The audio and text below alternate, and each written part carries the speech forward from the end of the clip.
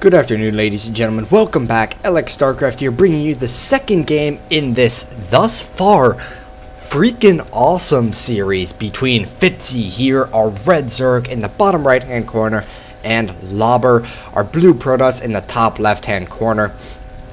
Both of these players are in the losers round of 5 from the, losers bracket round of 5 from the open bracket at the MLG 2012 Winter Championship, otherwise known as MLG Columbus.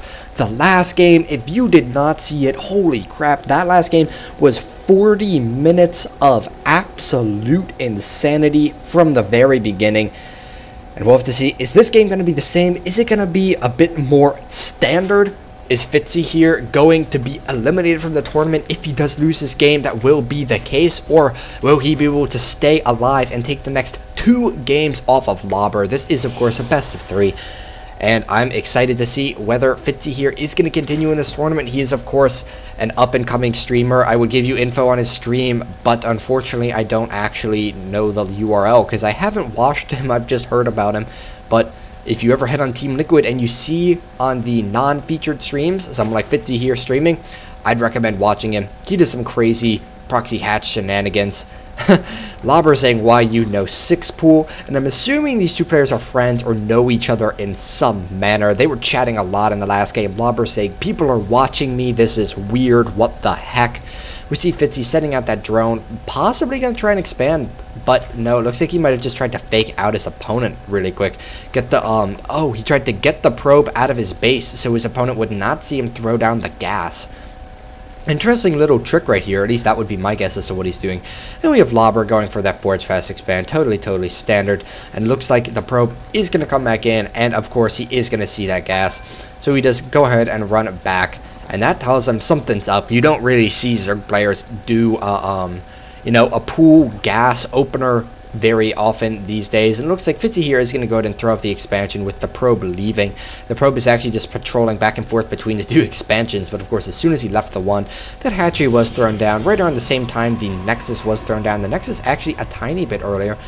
And you see Lobber, instead of opting to wall at the ramp, is just going to go ahead and use the Nexus and the ramp as a part of his wall, and this of course means you only really have to build 1 or 2 buildings to do it. Now the cannon's going to be a little exposed here, so if Fitzy decided to go for some kind of Ling Zergling bust, the Zerglings would be able to attack the photon cannon, which is not ideal, but you know, as long as you have that wall off, it is a significant help against any kind of pressure regardless.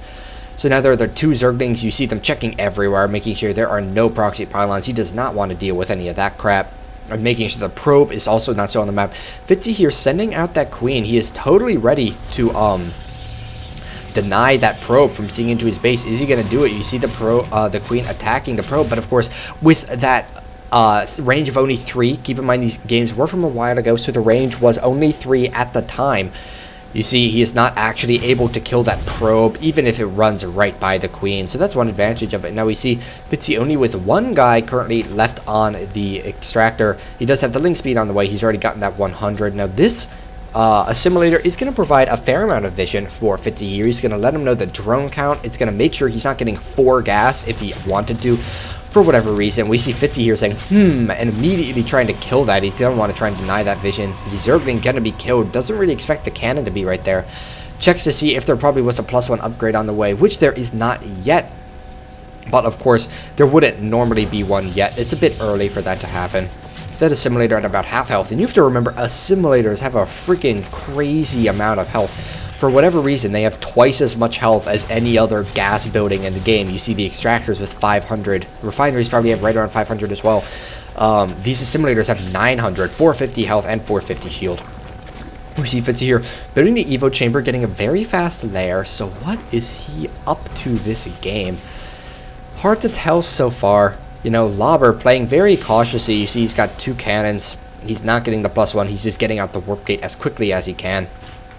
And he, no doubt, is going to be possibly a little worried about what the gas first or gas after pool opener might mean.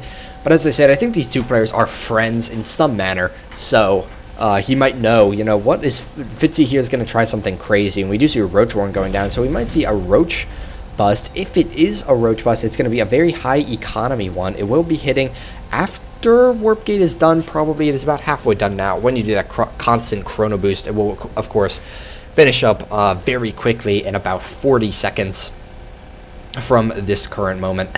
So we're going to see, what is Fitzy going to do? Oh, he might be going for a Nidus play. That would explain double gas, but he does not have an Overlord in position at the moment. But that would kind of explain the fast lair, unless he just wants to go for really fast roach speed, and he's getting the +1 missile attack, so no doubt his play will involve roaches and or queens. Is he going to do hydras? We see roaches, we see all these overlords going out, and yes, we do see them making a creep highway. I did think that might be coming just because of the way they were spreading out in a line, if you might have noticed on the minimap. So that, of course, will help them out, and we see him throwing down creep doomers, actually, on a whole bunch of them. So it looks like he's just going to be going for a 2 base +1 roach speed creep highway attack. Not quite an all-in, but his opponent is actually only going to have 1 gate and 1 immortal out when the roaches start to really hit. And he is going to probably have +1 by the time they reach, but you know, that's not going to be a whole lot of units, and the units are going to reinforce very quickly with a combination of roach speed and a creep highway. And of course, there's creep doomers, making it, even when the overlords move, you know, that creep will still be there. The queen, making it very far right now, is actually possibly going to help engaging, even in the main. The overseer scouting out the gateways. And FitzyHere, the first roaches have arrived at his opponent's base. He's going to be kiting, but he sees the immortal. He's probably going to be like, oh crap. He does kill that sentry immediately, but he's at high risk of losing that queen. Of course, the queen's not very fast. Kiting as best he can with the roaches, but there are now more roaches out. He has 5 more on the way. And that roach speed going to finish up in just a few seconds. He is focusing down the immortal. He does manage to get it, but there is a second immortal now. You see that thing does so much damage to these roaches, but there is roach speed now. You see how quickly they move on that creep. And we just see FitzyHere streaming roaches across the map. It looks like he's missing his injects by a little bit because, of course, he's focusing on the micro. So no shame in that. He's going to be trying to focus down the other immortal. Tries to get that stalker as well, but the cannon is already starting to do some damage. We see he's up currently by 30 supply. But his opponent has blink on the way. He has +1 armor halfway done. He is constantly producing immortals. He wants to see if he can hurt that gas count of his opponent a little bit, but there's more cannons being thrown up. And if these cannons are allowed to get up, it is going to be bad news for Fitzy. He does manage to pick off the 1 cannon, running and attacking the stalkers, focusing down the immortal. Very nice pick off from him. But there's a lot of stalkers now, and there's actually almost enough stalkers that they might be able to overwhelm the roaches totally by themselves. The problem is with this 2 hatchery roach style is, instead of being more of kind of a constant stream, you see them coming in very specific bursts across the map. And unless he manages to get a critical mass, these bursts are, of course, almost enough to be picked off by they really can be picked off as individual groups by that army that Lobber had. So we see FitzyHere throwing down a 3rd base, trying to do a little bit of a transition here. Getting that +1 carapace, as well as starting that 2nd Evo chamber, which will allow him to continue on those attack upgrades for his roaches. We'll have to see, is he going to try and transition, or what will he try and transition into? Now, he knows his opponent is getting immortals. He does not know if he's getting blink. I'm not sure if he saw the Twilight Council. He did not see the Twilight Council. That's like the one thing he didn't see. So right now, Hydras would probably be a fairly good choice, but again, we will have to wait and see. He's going to be getting the Ling speed, and of course, Zergling's also an extremely good choice versus Stalkers and Immortals. But of course, the Stalkers with Blink are going to be very good, going to be very mobile and very cost efficient. And Blink Stalker Immortal is the most efficient ground army you can really have versus roaches, I believe. Of course, Void Raids would be more efficient, but that's because roaches can't shoot them. So it looks like Lobber thinking to push out right here. He is setting over here, and he does see that creep tumor, and he does manage to kill that creep tumor. But FitzyHere is going to see his opponent running around his base a little bit. He actually can't see past that. That's kind of annoying. But now it's going to be breaking down the rocks. And does FitzyHere know about this? Yes, he can see it going down. The question is he going to be watching it? He's a fair number of roaches, but if his opponent manages to get up into the base, that could be trouble. But Lobber instead opting to pull back. Catching up on supply very quickly, though. There are 4 mortars there. They do have almost +2 ground weapons, and they already have the +1 armor. FitzyHere about to be at 1-1-1 in about 60 seconds when that melee attack does finish. But we'll have to see, what is he going to do here? He's throwing down an infestation pit, looking to grab some infestors and zerglings, which would of course destroy this composition. But is he going to have it out in time? It looks like he's going to be forced to try and defend his 3rd before he can have any of that out. He's putting his spine crawlers back up there. so he can position and re-engage. And it looks like he's going to have to send his army up there because the opponent is attacking him right now, sending a few units around the back, and that is going to be a nice flank right there, prevent the blink micro from being quite as effective. So the units, whatever side they blink to, will be taking damage regardless, and he does get a very nice sandwich, but is it going to be enough? These Immortals doing so much damage. You see many of them already up to 4 kills, one of them up to 8 kills, and oh my god, those Immortals are managing to smash through the army of FitzyHere. Now he is going to be pulling back. The Spinecrawlers do doing some poking, but one has fallen, and FitzyHere streaming in the last few units. He's going to be pulling drones off this expansion. He does not want to lose them, even if he does have to sacrifice the expansion. He's going to be probably making a final stand at his natural. He's going to be fighting for his life in the tournament here, and we're gonna have to see, is he gonna manage to stay alive? His opponent has a third base on the way, a warp prism coming out to act as a proxy pylon, despite the fact that there is all this creep.